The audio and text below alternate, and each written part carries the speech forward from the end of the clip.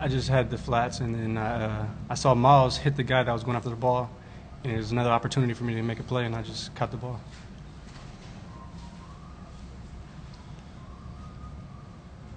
Gavin, can you talk about the 55-yard play? What did you see on that? It seemed like you had a lot of room to run.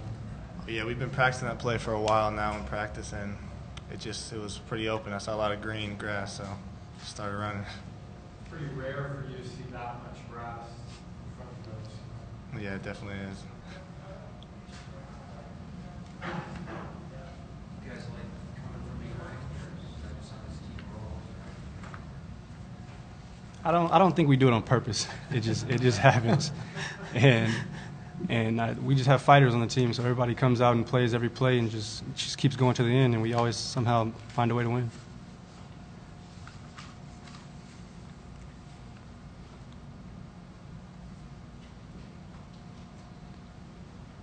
Other questions for Gavin or Larry? Okay, John. Thank you.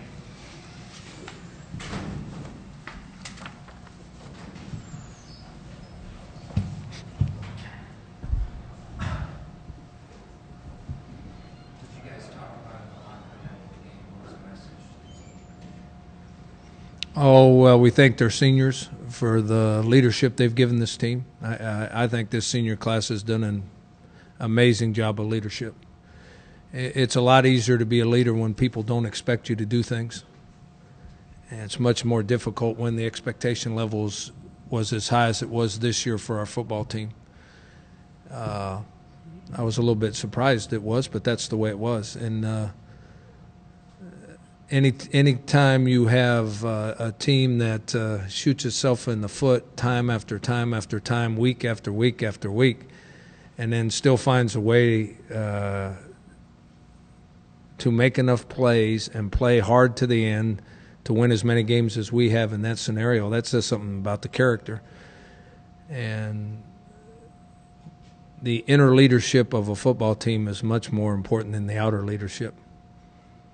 I mean, coaches can only do so much. The guys in the locker room have a lot more positive effect than coaches do. And so we got good guys. Our good guys in the locker room are in charge. And when the good guys are in charge, guess what? Good things happen.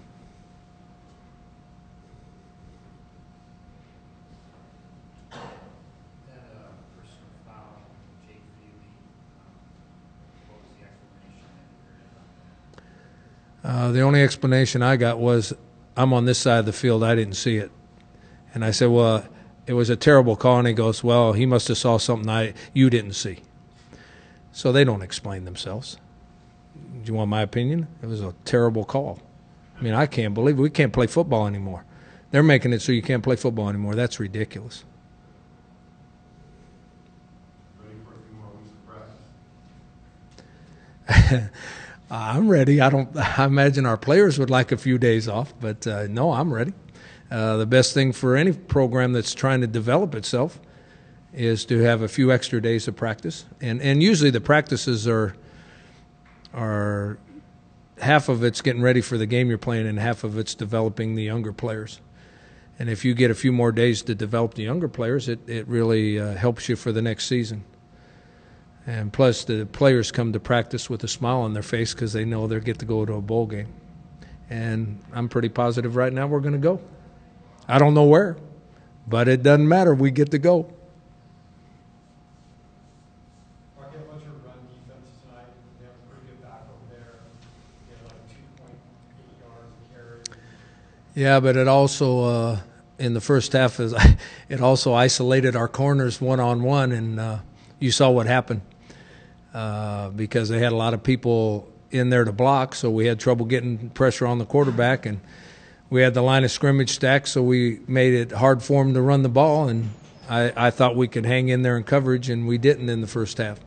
Second half, we still played pretty good run defense, and we changed our coverages around for the second half that made it harder to throw the deep ball.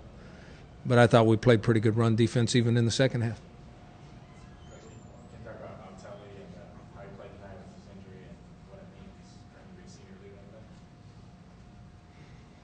like that? I think J.J. playing is a sign of our football team.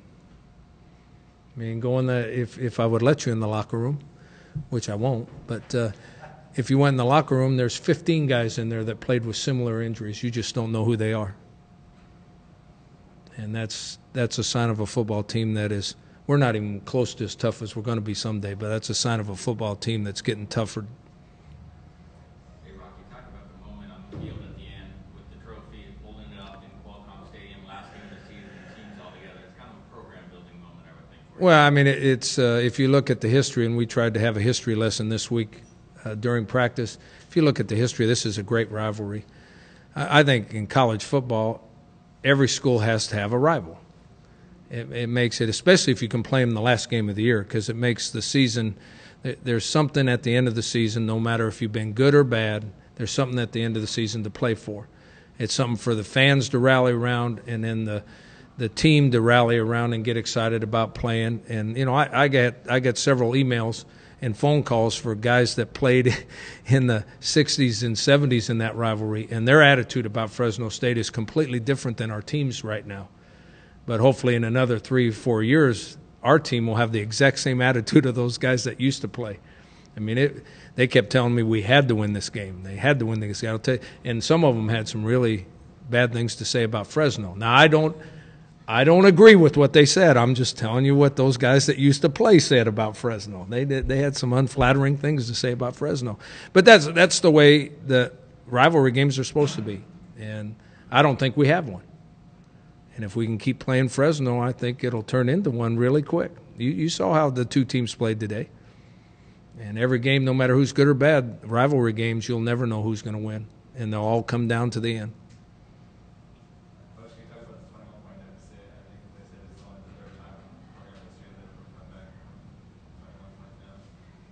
Yeah. What do you want me to say? I mean, last week we came from 14 down, and that was the first time on the road or something since 100 years ago that we came down from 14 down. Well, this is the third time in school history, and we came from 21 down. Do you think I like to come from behind like that? Do you think we coach them to come? We don't. I mean, every team has their own personality. And this team's personality is give the other team a head start, and we'll see if we can catch them. I mean, it makes it hard on coaches, but I'm also, I think I said this week, I'll say it again. It's a lot better than starting fast and not finishing. Starting slow and being able to finish in wins a whole lot better than the other. Can you speak to Ronnie's game tonight? Obviously some big plays, including a big run for 18 yards at the end.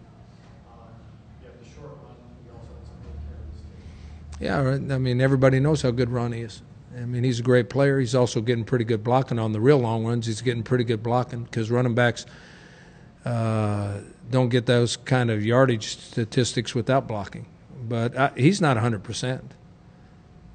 He wasn't 100% last week. He wasn't 100% this week. But he's better than a lot of running backs when he's not 100%. But there's one of the other 15 guys that were playing injured tonight too. There's a lot of places your running backs are. I won't say it. Your running backs wouldn't played with the ankle that Ronnie played with.